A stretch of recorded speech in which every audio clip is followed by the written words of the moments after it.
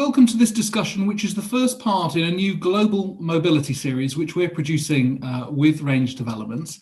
Today, we're going to be talking about considerations for high net worth clients moving to the US. We're going to cover a range of different topics from immigration, tax, legal, wealth structuring, wealth management across the course of the next hour. But first of all, just to open up the conversation, Mohammed Asaria, founder of Range Developments, it'd be great just to get your view as to what you're seeing as the latest trends from this area. You know, you deal with a lot of clients in emerging markets interested in mobility and relocation. What's your sense of the demand for moves to the US as part of your work advising them? Good afternoon, David, and it's a pleasure to be sponsoring this series with you. Moving to the US has become very topical, more so since President Biden's inauguration. If you're a high net worth investor in the emerging markets, you always need a plan B, because the thing about emerging markets by definition is they have more risk than mature markets. And a time will come when either the social, political, or economic challenges will rise to an unacceptable level, either for you and your family, or you perceive they will rise to that level. And as a consequence, it's prudent to have a hedge. Okay, so investors have been, they're very nervous and concerned after what happened last year. Airports were shut, some healthcare systems failed across certain emerging markets, and there was a general desire that we wish we were somewhere else.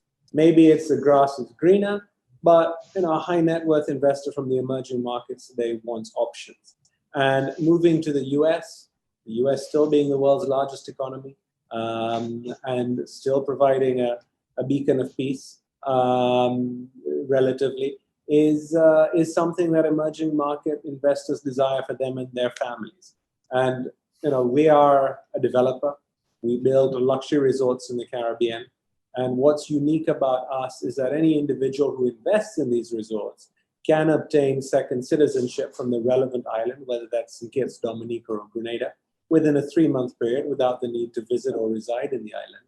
And citizenship of Grenada has become very, very topical over the last 12 months, because it not only provides global mobility to high net worth investors, it also provides them with the ability to live in the United States.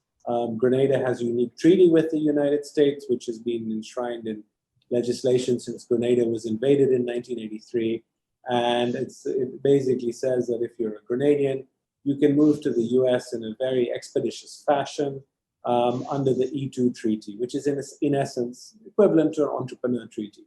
So high net worth investors, whether they're from Africa, the subcontinent, Middle East, Southeast Asia, are looking at this and saying, you know what, this is not only a mobility solution, but also provides us the stability we need.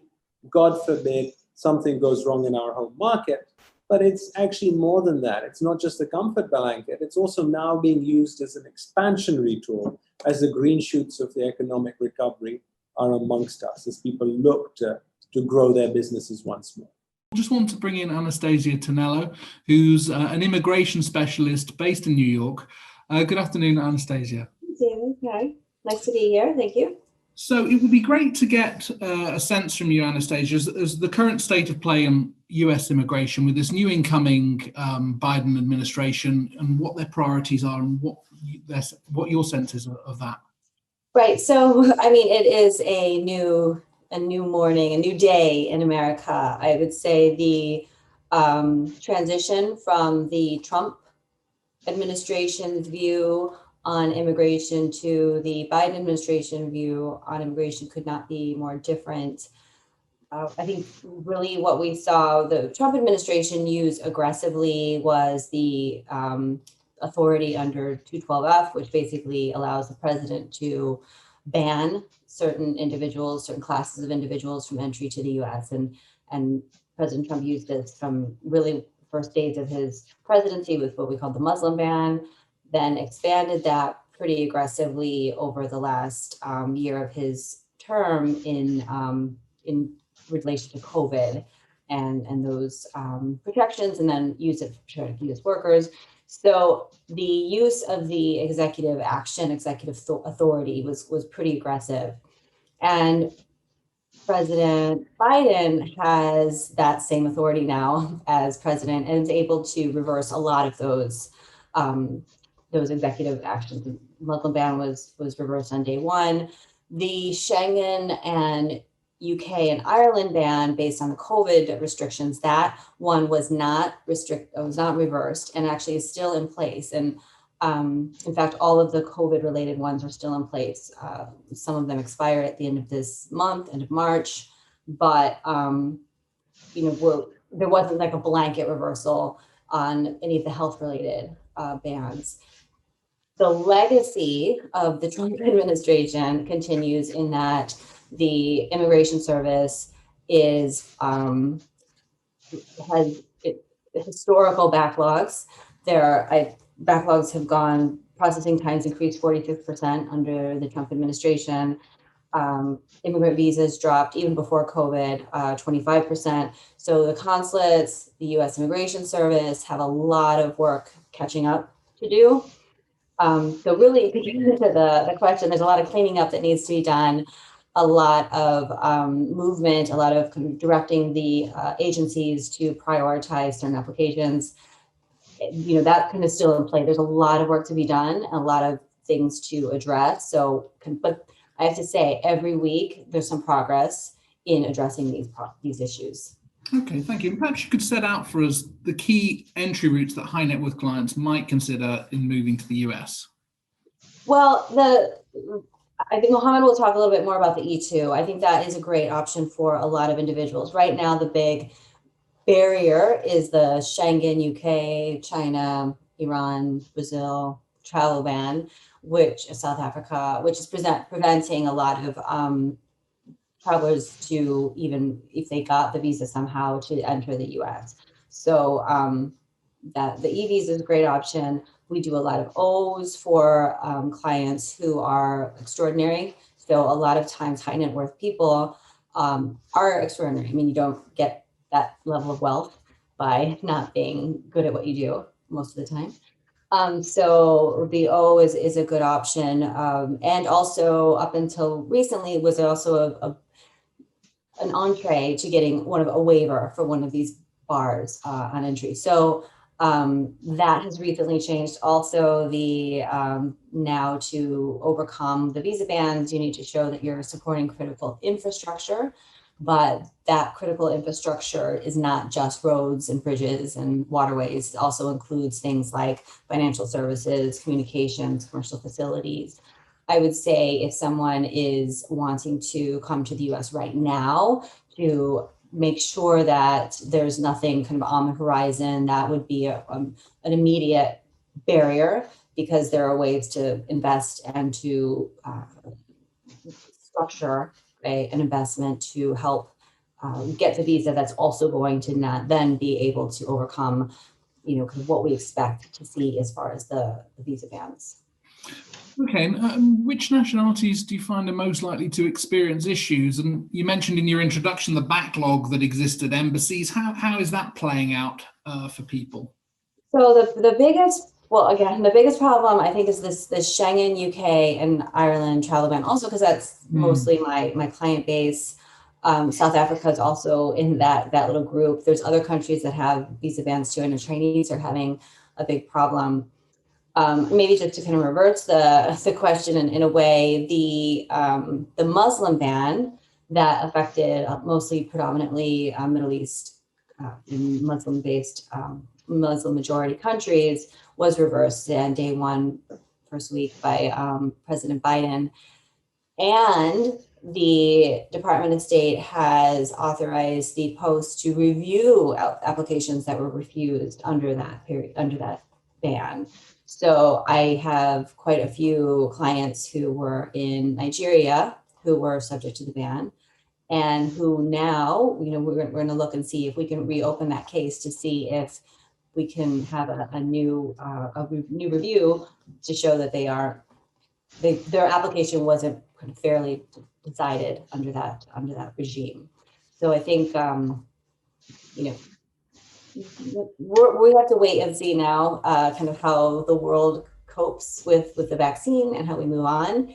And I think that, maybe within the next 6 to 8 months, we'll see a different view on immigration at these posts too. And how should those arriving spending more time in the US manage visa compliance? Is there any advice or anything you see going wrong in this area commonly? Yeah, I think that the biggest issue there is just the importance of compliance. So making sure not to overstay any kind of status. I think that's really very important. I think because in COVID, even under the Trump administration, there were a lot of ways to comply when they're very accommodating. So I think if you didn't comply, that's even probably more detrimental. I would say making sure that you have the proper advice. Everything is taking a very long time. Sometimes people get stuck in the US or they get stuck out of the US. I would just say planning ahead as much as possible. Just looking down the line to the future, I mean, you mentioned some of the immediate reversals that have occurred in policy, but are there new plans and policies for the immigration area that could be are signposted and would be of interest to people? Maybe it's my wish list, but I mean, one of the areas that has really just become unusable is the EB-5, and that's the immigrant investor that a lot of people know about. And the reason it's become unusable, as I just checked before getting on this call, is that processing times are now 35 to 68.5 months to deal with an application. I mean, that you've invested $1 million+ into a business and you have to wait, 6-7 years to get a 2-year visa to come in. I mean, that's just not usable. So I think putting some money into that program to clear that backlog would be, maybe something that could be a benefit. And then just in general, being a little bit more commercially minded, a little bit more building the economy more with the benefit of immigration, I think could be a way to help a lot of the clients that we deal with be able to enter the US, whilst also helping kind of overall benefit to American recovery. Okay, thank you. I think a good point to bring Mohammed Asaria back in. Mohammed, Anastasia mentioned there some of the issues with the EB-5 visa. In your introduction, you mentioned how people are using the E2, but perhaps you could lay that out and contrast it with the EB-5 route. Sure. So the EB-5 visa, or the green card as it's colloquially named, it's got quite a high price point. And in fact, I believe President Trump increased it from what was 500,000 to 1.8 million, with an exception of 900,000 if you invest in an area of high unemployment. And that's under the regional center scheme. And that's really a passive investment in a fund with very little return over the life of the investment. Takes quite a long period of time, as Anastasia alluded to. And as soon as you have the green card, because it's a form of permanent residency, you're taxed on your worldwide income. Whereas if you contrast it to the E2, it's a non-immigrant visa. So it's a 5-year visa. You can spend all of those 5 years in the United States, and thereafter it's renewable. It's linked to you engaging in business in the United States. So you're setting up your business, which you need to retain. I believe the legislation says you have to be able to direct and develop the business. Most people understand that to mean you have to have over 50% of the business. A little bit more than board control you need to retain. Doesn't mean you have to make the coffee if you're investing in a Starbucks franchise, but you need to have some management oversight. You have to submit a business plan to the embassy. You have to go through an interview to ensure you have prerequisite business experience. And you're granted that visa if you're from a treaty country within a fairly expeditious time frame. Before COVID, whilst all the embassies were open, we've seen that being issued within 6 weeks. You're not taxed on your worldwide income unless you're in the United States for 122 days. Your spouse can come with you, as well as your eligible dependents below the age of 18. Below the age of 21. And from what I understand, you get the same educational benefits from your children as if you're a US citizen. So discounted university fees, I believe the technical word is in-state tuition, and free public schooling. So a very attractive set of circumstances. However, it's only open to individuals from what are classified as treaty countries. And wherever there is great demand for EB5, unfortunately or paradoxically, those are not treaty countries. So India, China, Vietnam, Brazil, Russia, basically a significant number of the emerging markets are not classified as treaty countries because they haven't had very deep historic links with the United States. So Grenada is a treaty country. It's one of the very few treaty countries which has a cost-effective and efficient second citizenship by investment program. So within 3 to 4 months, through an investment in our development, the Six Senses, you can obtain Grenadian citizenship if you're of sound character and repute.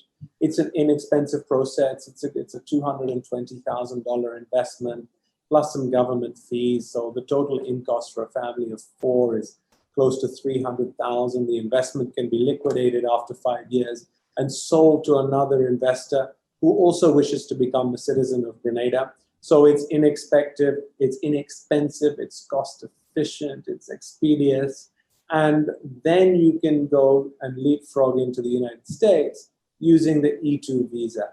And as the waiting list or retrogression has built up under the EB5 program, which Anastasia alluded to, Grenada E2 has become a proxy access to the United States for investors from certain emerging markets. And your track record in terms of the Citizenship by Investment program, the capital that's raised is plumbed into leading developments with brand name recognizable hotels. You're developing at scale and delivering these projects. Perhaps tell us a little bit about your success in delivering these projects. Sure. Look, David, we've been in this business since 2012 when I founded this company. Since that period, we've assisted, 4,200, 4,300 individuals on their second citizenship journey. We've had over 1,800 families. We are different from everybody else in this space in the Caribbean simply because we deliver. We're the only developer who's actually opened anything. We opened the Park Hyatt in St. Kitts in 2017, which was named as the best new hotel in the Caribbean by Condé Nast. We then opened the Kempinski Dominica in 2019, similar reviews from the Wall Street Journal. And then we were invited to Grenada to build a series of hotels, the first being the Six Senses, and that should be open by the end of next year. In fact, I just got off a call talking about pre-opening planning. So that's at the stage we are, and that's the sort of developer we are. We're the only institutional developer in the Caribbean. We build to the highest level of quality and luxury, and that provides our investors with a sustainable investment, which they can then liquidate after 5 years and recoup their capital, as well as having a very strong second citizenship in their hands, whether that's St. Kitts or Dominica if you're just motivated by mobility, or Grenada if the US is also important for you. And in terms of the business in the US, the business activities people might plan for the E2, I suppose there's a range of options there, but one might be a branch of a family business that exists in another market. So, the family could look at expanding into the US, the next generation heading off to make their way there. Is that something that you commonly see alongside sort of franchising and more kind of off-the-shelf options for people looking at business ideas? Sure, that's the beauty of the E2. It's flexible. It's not prescribed to certain sectors. You can invest in your own business, and the profit and loss is your destiny. It's your blood, sweat, and tears. And if you have the intellect and ability, you will make money. The US is the world's largest economy, after all, and there's plentiful of opportunities. So some people look at a franchise business, recognizing that this may be one of their first businesses in the US, barriers to entry are lower. Or if you have a business which is scalable in the United States, a number of families are utilizing this route to set up there and obtain an e-visa through that business. This contrasts to the EB5. And again, I'm not here to say EB5 is all negative. It's actually a very good visa program if you're a professional and a professional which can't structure their profession as a vocation, it's almost a perfect visa or permanent residency solution for you. But where the E2 really comes onto its own is that you're not investing in someone else's business. It's not a passive investment. It's not an investment of $1 million in a fund for 10 years, which is not going to generate you return.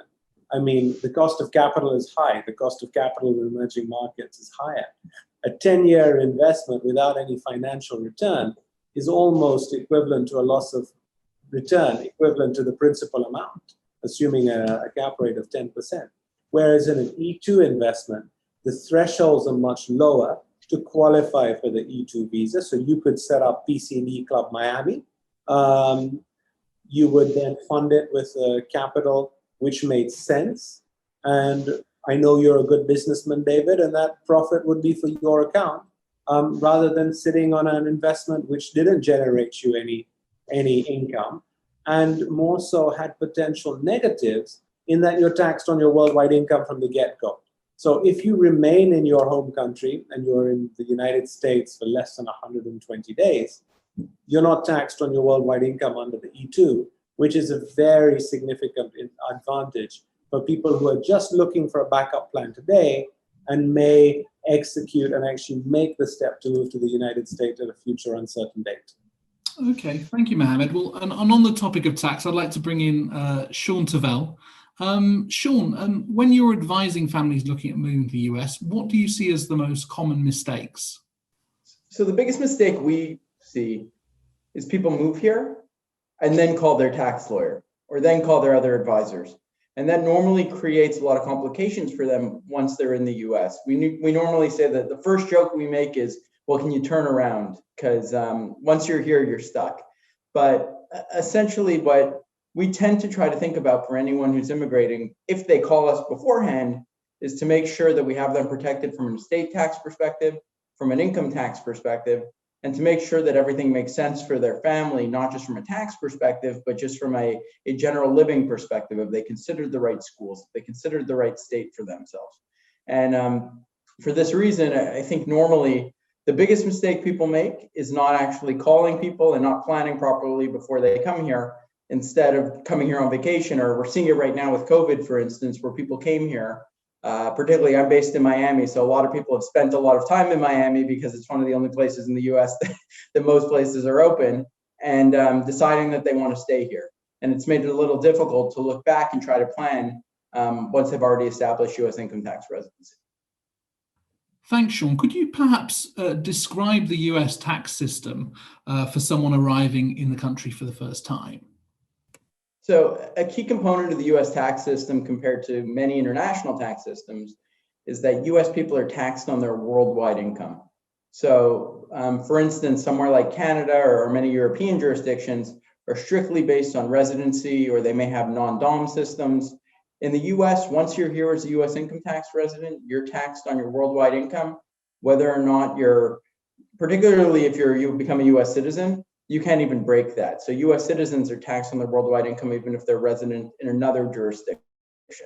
Some effects of that is a lot of business structures or a lot of international structures, if there's not proper planning put in place, it can be quite inefficient for US purposes, both in terms of foreign tax credits, so crediting your taxes paid abroad against your US tax liability, and also in terms of the certain US anti-deferral regimes.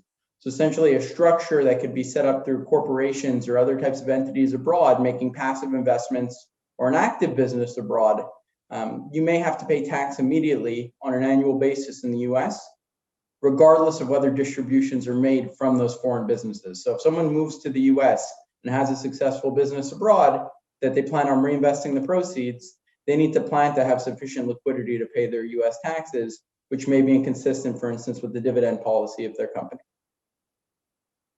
And what are the US rules on income tax and day count? So this is pretty interesting. For income tax residency, there's two main tests. The green card test, which is essentially if you're a lawful permanent resident or citizen of the United States. And the second one is the substantial presence test. In order to be a US income tax resident under the substantial presence test, you need to spend at least 31 days in the United States in the year in question. you need to then count all the days in that year, 1/3 of the days in the preceding calendar year, and 1/6 of the days in the second preceding calendar year. And if the total days to 183 days or more between those 3 years, using that formula, you're a US income tax resident. There's some nice exceptions in the sense of students living in the United States can have some of their day counts excluded. There's a medical exception. And then there's also, under COVID, some significant relief that the US has provided for the 2020 calendar year, that as long as someone was not a US income tax resident in 2019, they could exclude up to 60 days of consecutive time in the US from March through May if they were stranded in the United States. Two other quick things to touch on for US income tax residency. There's also a separate exception known as the closer connection exception, which if you spend in the current year less than 183 days in the US and have a tax home in another jurisdiction and a closer connection to that tax home, and if you are not applying to be a green card holder, you can exclude the days, essentially you could still remain as a foreign tax resident. And then the final relief that some people look for is treaty relief. So in that circumstance, you could spend, under the tiebreaker test under the treaties, you could spend an indefinite amount of time in the United States. But if you're deemed to be a resident of a treaty jurisdiction, if you're a resident of a treaty jurisdiction in closer connection, or not closer connection, but if you're under the treaty tiebreaker test, have residency in that jurisdiction over the US, you can still be a resident of the other jurisdiction for US income tax purposes. One trap for the unwary here is for green card holders. If you take that treaty position, you're deemed to expatriate the US. And if you've been a US green card holder for 8 out of 15 years, so at any point in 8 out of 15 years, an act of expatriation could cause an exit tax in the US. So that is something to keep in mind. A lot of accountants may say, you know, maybe we could still take a treaty position, but it's important to keep in mind what the long-term consequences of that would be, and also the short-term consequences with respect to this potential expatriation tax. Is there planning that a new potential arrival to the US can undertake in order to minimize their US tax? Yes, so there's two main issues when someone moves to the US. The first issue being the US federal estate tax. So essentially, under current law, a US domiciliary, which is a little different than an income tax resident, it means being in the US with an intent to stay there indefinitely, or US citizenship. A US domiciliary under current law has an $11.7 million exemption from the US federal estate tax, but all wealth above that could be taxed at a maximum rate under current law of 40%. The Biden administration has suggested that there may be lowering of that exemption amount to a number that's could be anywhere between $1 million and $5 million. So for many private clients, they would already be above that $11.7 million exposure level. And for that reason, we frequently recommend either transferring certain assets to a trust before they move to the US, or gifting assets to family members that are maybe outside the US so that their personal assets never enter this estate tax web. From an income tax perspective, we frequently recommend to clients to either accelerate gains before they move to the US, or make a certain election on some of their foreign businesses or their foreign passive investments, known as a check the box election, to step up the tax basis in their assets for US tax purposes. So once they're in the US, if they sell those assets, they'll only pay tax on the appreciation while they've been a US income tax resident. And then one final point to keep in mind is that these anti-deferral regimes, known as the controlled foreign corporation rules and the passive foreign investment company rules, essentially require that international families make sure that their structures are efficient for US tax purposes before they move here. It's much easier to plan and restructure your international businesses before coming to the US than once you are here, because when you are here, you can accelerate certain taxes. So what we typically do is consider whether or not we can keep clients in any sort of a deferral structure with their investments abroad or their businesses abroad. Or alternatively, we consider trying to convert them into what would be known as a flow-through structure, where they're taxed immediately in the US on the income of their companies abroad, but at the same time would likely maximize their foreign tax credits. So currently, the US maximum tax rate is 37%. If someone lives in a jurisdiction that is a higher tax rate than the States or is a high corporate tax rate, it may make sense to get into this flow-through type structure to maximize the foreign tax credits from their foreign businesses against their U.S. income tax. Thanks, Sean. And finally, does a new arrival have to declare and pay tax on a worldwide basis from day one?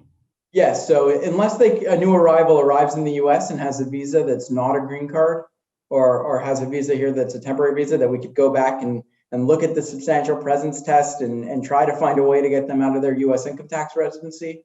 Immediately, once someone's a U.S. taxpayer, they need to pay tax on their worldwide income, and all their international structures and their foreign bank accounts all become reportable immediately. So it's very important to plan before arriving, or once you do arrive, at least call a tax lawyer pretty quickly if you're not sure if you would be an income tax resident, because sometimes it's worth, once arriving, maybe not right now under our current restrictions, but sometimes it's worth, once arriving, to leave and come back again the next year and plan properly. Okay, well, thank you for that overview, Sean. Very, very helpful. I'd just like to bring in Todd Cowan from LGT Vestra in London. Good afternoon, Todd. Hi, David. Pleasure to be here. So we heard from Sean there some of the tax and legal structuring considerations.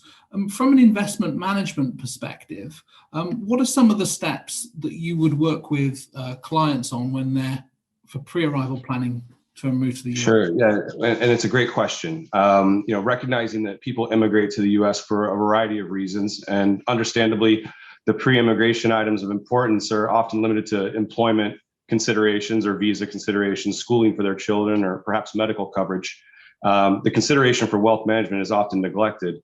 And as the adage goes, an ounce of prevention is worth a pound of cure in the imperial system, that is.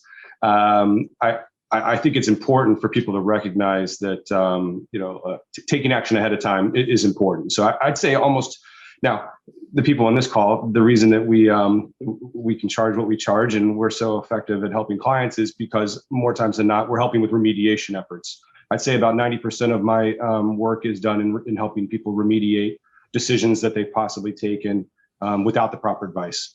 And I think there's a reason for that. I think sometimes there's a misperception that a lot of clients that, they say, my country has a tax treaty with the US, so I'm all set. I don't need advice. And because of that, clients often overlook the fact that the US tax authorities and the IRS and the US legal framework does not seamlessly align with the UK or other countries for that matter. So this can lend itself to a situation where not taking advice can create a lot of unnecessary pain in the form of taxes, penalties, or accounting and legal fees in both the US or the client's home country. And so, further, I just think it's important for clients to recognize the U.S. taxes on a worldwide basis, as both, Sean and Mohammed referenced there previously, and they need to be mindful of how this can affect their investment portfolios, as well as their reporting requirements of assets held outside the U.S. So we step in and we help them with that type of discussion. And in conjunction with other advisors like Sean, you might look at whether whether the assets are held in an appropriate structure, the timing of any dividends, the type of assets that are owned. Yeah, and so I think there are three major considerations when thinking about pre-immigration planning. One is at the investment and holdings level, as you just referenced. One is at the structuring level, and another one at the cross-border advice and execution level. So from an investment perspective, before immigrating to the U.S., it's really important for clients to consider selling down, any holdings they have in offshore mutual funds or private investment companies. Mainly due to the fact that these investment structures are not often suitable for U.S. persons, and they'll attract the potential application of the U.S. controlled foreign corporation and passive foreign investment company rules, so the CFC rules and the PFIC rules. So these rules necessitate additional IRS reporting. In addition, the funds characterized as CFCs and PFICs are taxed at ordinary income tax rates on the undistributed income and gains. And in the absence of either selling down or the proper reporting of these funds, there can be severe punitive taxation that the client might undertake. From a structuring level, I think clients should really consider the implications of foreign trusts. So before moving to the US, both US settlers or the grantors and beneficiaries should really be looking at their trust structures, take time to review how they've been set up, and are they properly prepared for the nuances of US tax law. So, the tax consequences and considerations are different whether you are the settler or the beneficiary. And understanding those nuances is critical to protecting assets both in the present and for future generations. And then the last on this point, kind of that cross-border advice and execution consideration. If a client does plan to leave assets in their home country, whether it be pensions, general investment accounts, ISAs in the UK, they need to really be mindful that trading restrictions could apply on their accounts as set out by their current financial institution. So once they become U.S. resident, some institutions might take a step back and say, we're not properly registered, we can't advise on those assets any longer. So I think it's imperative clients make sure their wealth manager is not only qualified to advise and execute on cross-border jurisdictions, but also that they have the proper licenses to provide that advice. So, SEC registration at a bare minimum if they're in the US, but also FCA in advising on and dealing in the UK. Okay, thank you. And is there anything particularly extra in terms of a UK-based client moving to the US, either as, without any US connections to date? Are there extra things on top that they think about in their pre-arrival planning versus clients from maybe lower tax jurisdictions and reorganizing their affairs? Yeah, I mean, going back to the fact that there is a tax treaty, but the taxing authorities don't align, I think this is where it becomes very important to bring in that dual tax advisor to be able to advise on their holdings in the UK and potentially trust structures, because again, these are the areas where a client can probably become most disadvantaged by taking this transition to the US without the proper advice. Nothing can eradicate wealth like punitive tax and penalties on a decision like that to moving to the US. And once they're arrived in the US, I mean, what are the sort of principles of managing that money tax efficiently? There are certain instruments that are more tax efficient than others, and perhaps you could give us a sense of how you construct a portfolio for a US resident client. Sure.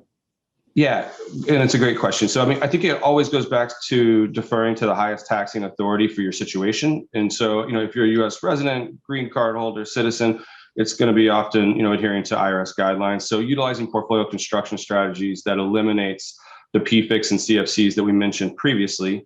And we do that typically through the implementation of direct security investment or U.S. reporting funds. So, again, going back to that prior pre-immigration, it's really around the reporting nature of funds. So if you have an individual that has that cross-border relationship, and we can identify they want to use a collective, they want to use some sort of a fund. At minimum, we want to make sure that it is U.S. reporting. If it's dual reporting, all the better. Because and we will utilize, as I mentioned, direct investment, whether that be direct equity investment, direct fixed income, corporates, U.S. Treasuries, as well as dual reporting ETFs, I think can be a very powerful investment tool to be able to get diversification and access to various markets in a tax efficient manner where it's not going to cost you too much. And I think going back to the account structuring perspective, if clients have the opportunity to defer tax on investment growth using pension accounts in the U.S. or other tax favorable accounts, all the better. And last, in certain instances, there's going to be pre-immigration opportunity for planning solutions that may involve the use of life insurance. So U.S. life insurance can be a very powerful planning tool for people, whether it's traditional or private placement life insurance, often called PPLI. They can enjoy the benefits of tax-free growth, distributions of property, as long as the property is titled and funded correctly. And then it often allows for a wider, less restricted investment universe to take advantage of some of these PPLI policies. And that can ultimately be a solution that minimizes the reporting burden outlined previously. So these are tax efficient wrappers. They're more complex arrangements that should be taken into consideration with the proper legal and trust structuring advice. And they should ultimately kind of be considered for ultra high net worth clients, but they can be a really powerful tool to go back to that tax efficient investment that you mentioned before. Okay, thank you, Todd. For clients who come from emerging markets, become resident in the US, and they still want to invest in a way that picks up some of that exposure, the growth story from the emerging markets, how would you go about helping them invest in that way or reflect the portfolio is global nature?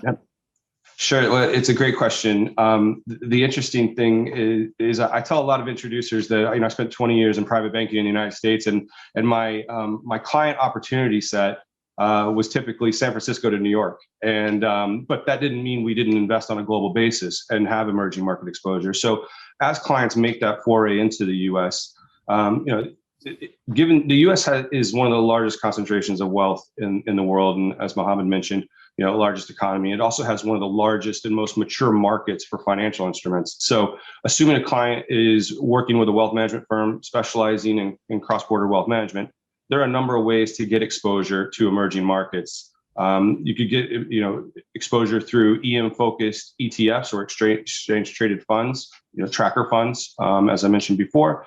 There are approximately 15,000 mutual funds in the United States in terms of collective funds.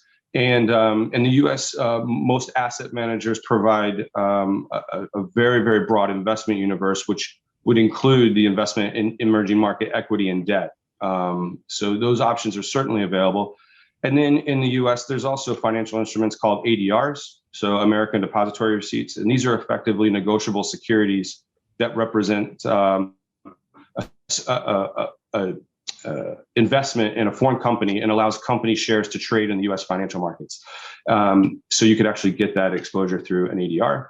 And then last, depending on the financial institution, a client may be able to buy or hold local shares of emerging market companies. And again, that's just really platform dependent.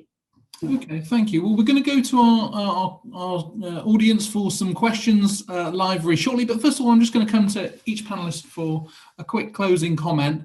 When I first spoke to Anastasia and Mohammed, we did a webinar on this topic in the midst of COVID last year with Trump and all of the baggage that carried around the immigration system. We're now in a bit of feeling like we're in a new era. We've got a new administration. We've got the vaccine rollouts commencing through many of the countries. There's a bit more spring in the step, and markets are up as well. I mean, Anastasia, how do you feel about the future position now?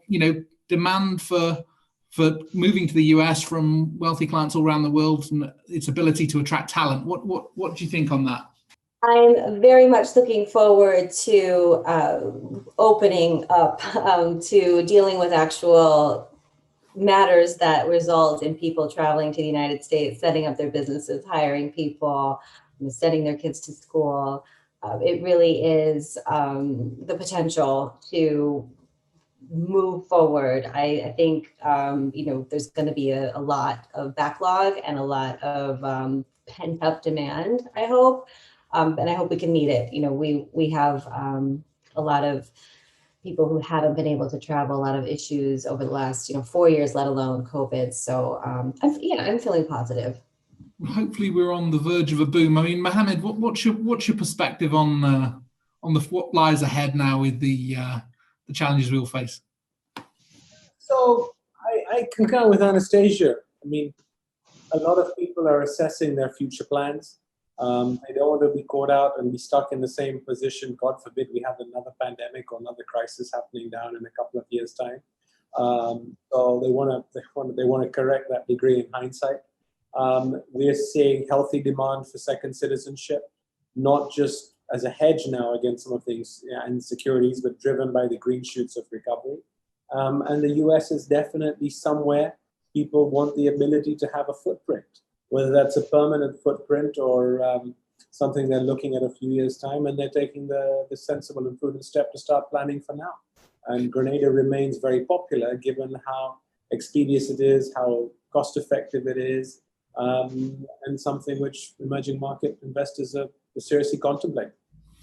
Wonderful. Todd, are you feeling optimistic now about the future with the vaccine rollout, with this new administration? Markets are up, there's a spring in the step. What do you feel? Yeah, as an American, I think I have to be optimistic. Hear the term American optimism. But yeah, I think to both Anastasia and Mohammed's points there, it's an interesting time. I think the U.S. has always been a destination for individuals, whether it be for college or possibly for employment opportunity, or even for a temporary move and challenge to experience it. So when that opportunity persists, and I think it will continue, it really creates an opportunity to provide clients with advice and continue down this path. And so, my closing thought really is just about making sure people continue to encourage their clients to take advice, because ultimately, I think sometimes people just think, all right, I'll figure it out when I get there. And as we've seen, oftentimes that's too late, and you're already being hit in the pocket. So terrific. A great note to close on. And we look forward to taking some questions now live from our studio audience. Thank you.